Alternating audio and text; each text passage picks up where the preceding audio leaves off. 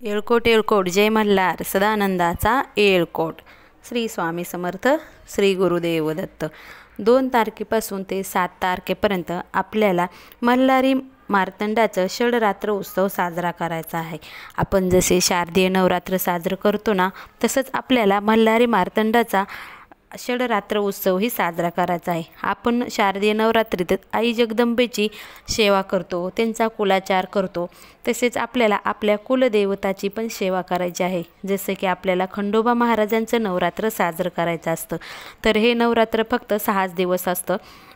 जसे आपण शारदीय नवरात्रात घटस्थापना करतो त्याचप्रमाणे आणि त्याच तऱ्हेनं आपल्याला हे आता षडरात्र हे साजरं करायचं असतं. आपल्याला घट बसवायचा असतो. घटावर आपल्याला आपल्या कुलदेवताचं टाक हे झोपवायचं असतं. जसं आपण शारदीय नवरात्र साजरं करतो तसंच हे सेमच आहे. तर ज्याला घट बसवायचं नाही त्यांनी काय करायचं, मंगल कलशाची स्थापना करायची. तुम्ही म्हणाल ऑलरेडी आमच्या घरात मंगल कलश असतो, परंतु तो मंगल कलश तुमच्या कुलदेवीचा असतो. आपल्याला आता इथं आपल्या कुलदेवतेचा मंगल कलश स्थापन करायचा असतो. म्हणून प्रथम काय करायचं, कलश स्थापन करायच्या अगोदर आपल्याला तांदूळ आणि अष्टदल काढून घ्या किंवा गोल करून तुम्ही त्याच्यामध्ये जरी कलश ठेवला तरीही चालेल. कलश कसा स्थापन करायचा हे सर्वांना तुम्हाला माहीतच आहे.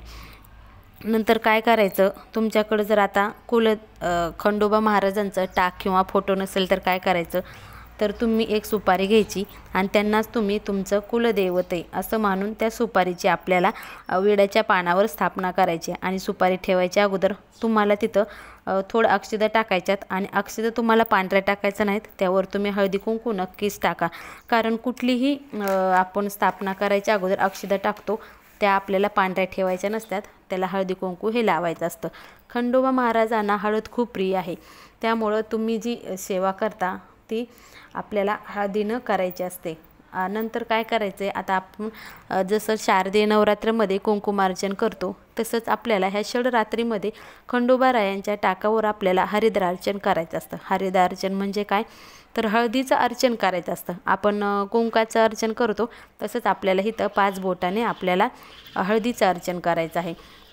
तर काय करायचं तुम्हाला सांगितलं, तुम्ही जर घट बसवला असेल तर घटाच्या थोडं पायापाशीच आपल्याला हरिद्रार्चन करायचं आहे. आणि हरिद्रार्चन करताना आपल्याला खंडोबा महाराजांची अष्टक नामावली म्हणायची, जे 108 नावाचे आहे. तो तुम्ही यूट्यूबला सर्च केली तर तुम्हाला ते मिळून जाईल. कारण हे मल्हारी सप्तशतीमध्ये आपल्याला ते नाही, त्यामुळे तुम्ही हे यूट्यूबला सर्च करा, तुम्हाला ते मिळून जाईल.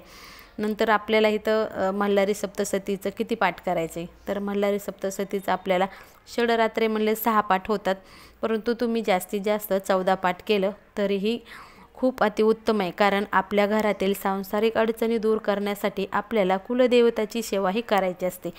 तुम्हाला फक्त तुमचा संसार ठीक राहण्यासाठी, तुमचं मुलाबाळाला तुमचा आशीर्वाद मिळण्यासाठी हे आपल्याला सेवा करायची असते. कारण कुलदेवतेची सेवा फक्त ह्याच्यासाठीच असते की आपल्या घरातील ज्या अडीअडचणी असतात, जे आजारपण असतं, जे मुलं वडिलांचं ऐकत नाहीत, चिडचिड करतात, यासाठी आपल्याला कुलदेवताची सेवाही करायची असते. त्यामुळे तुम्हाला जेवढं पाठ होईल तेवढं तुम्ही तुमच्या यथाशक्ती पाठ हे करू शकता. तुम्ही श्री मल्हारी सप्तशती पूर्ण आपल्याला हे पुस्तक वाचायचे. तर हे तुम्हाला काही जणाला कोण कामाला जात असेल, लहान मुलं असेल तर त्यांना श्री मल्हारी सप्तशती जर पाठ करणं शक्य नसेल तर त्यांनी त्यांच्यामध्येच मल्हारी सप्तशतीच्या पुस्तकातच 17 नंबर पेजवर आपल्याला मल्हारी अष्टक झालं की तो मंत्र आहे, मल्हारी मार्तंडाचा मंत्र आहे, जो 47 वर्णाचा असून तो अत्यंत प्रभावी फळ देणारा आहे. या मंत्राचा आपल्याला रोज तर 11 वेळा जप करायचा आहे, पण आपल्याला ह्या दिवशी एक माळ तुम्ही या षडरात्रीत नक्कीच म्हणा. तो मंत्र असा आहे, ओम ह्रीं भ्रूम त्रूम श्रूम रूम भ्रूम प्रियानानंद गंगा महाल साभ्या संहिताय श्री मार्तंड भैरव रूपाय श्री मल्हारे नम भ्रूम ध्रूम रूम श्रूम त्रूम भ्रूम भ्रीम. हा मंत्र तुम्ही जसं उच्चाराल तसं तुम्हाला त्याचं उच्चार येईल.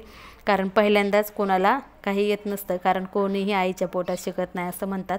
त्यामुळे तुम्ही हळूहळू प्रयत्न करा, नक्कीच तुम्हाला हा येईल. आपलं जे मल्हारी सप्तशती आहे ना, त्याच्यामध्ये आपल्याला 17 पेज नंबरवर हा मंत्र भेटून जाईल. तो मंत्र तरी नक्कीच तुम्ही म्हणा, कारण आपल्याला ह्या षडरात्रीत खूप सेवा करायची असतात. कारण सर्वांच्या घरात आर्थिक प्रॉब्लेम बी असतो, आर्थिक प्रॉब्लेमपेक्षा सर्वांच्या घरात आजकाल मुलं कोणाचं ऐकत नाहीत, हा सर्वात मोठा प्रॉब्लेम आहे. कारण तुम्हाला तुमच्याकडे किती संपत्ती, किती प्रॉपर्टी हे तुम्हाला कुणीही विचारित नाही. तुम्ही कुठं जा, पहिल्यांदा शब्द असाच म्हणतात की तुम्हाला किती मुलं येतं, ते मुलं काय करतात, जॉब करतात का, ते चांगले आहेत का, असं विचारतात. म्हणजे तुमची पहिली प्रॉपर्टी ही तुमची मुलं असतात. त्यामुळे तुमच्या मुलावर चांगले संस्कार करण्यासाठी आपल्याला कुलदेवी आणि कुलदेवताची सेवा करायची असते. तर तुम्हाला समजलंच असेल, आपल्याला ह्या मल्हारी म्हणजे शिवरात्रीमध्ये आपल्याला मल्हारी मार्तंड यांच्या खंडेरायांच्या टाकावर हरिदार्चन करायचं आहे. तुमच्याकडे टाक नसेल तर तुम्ही सुपारी समजून, सुपारीलाच ते समजून मल्हारी मार्तंड समजून त्यांची सेवा करा. कारण सेवेला खूप महत्त्व आहे. इथं आपल्याला सेवा करायची, कारण भाव खूप महत्त्वाचा आहे. मग तो देवाची मूर्ती तिथं नसेल, तुम्ही ती मूर्ती स्वतः देव समजून जरी त्याची स्थापना केली तर स्वतः ते देव तिथं येतात. त्यामुळं आपण भक्तीनं आणि श्रद्धेनं आपल्याला कुठलीही सेवा करायची असते. त्यावेळेसच तुम्हाला त्याचं फळ मिळेल. आणि दुसरं सांगायचं झालं तर तुम्ही इतर सेवा करता की जसं कुंकुमार्चन करता, श्री दुर्गा सप्तशती पाठ करता किंवा इतर ज्या काही सेवा करताना त्या सेवेला फलप्राप्तीसाठी आपल्याला आपल्या कुलदेवी आणि कुलदेवताची पण सेवा करायची असते. हे तुम्ही विसरल्यामुळे या शिवरात्रीत तुम्ही नक्कीच तुमच्या कुलदेवताची सेवा करताल, हीच माझी तुमच्याकडून अपेक्षा. कारण तुमचे प्रश्न सुटण्यासाठी तुम्हाला ही सेवा करायचीच असतात, हे तुम्हाला कळलंच असेल. श्री स्वामी समर्थ. श्री गुरुदेव दत्त.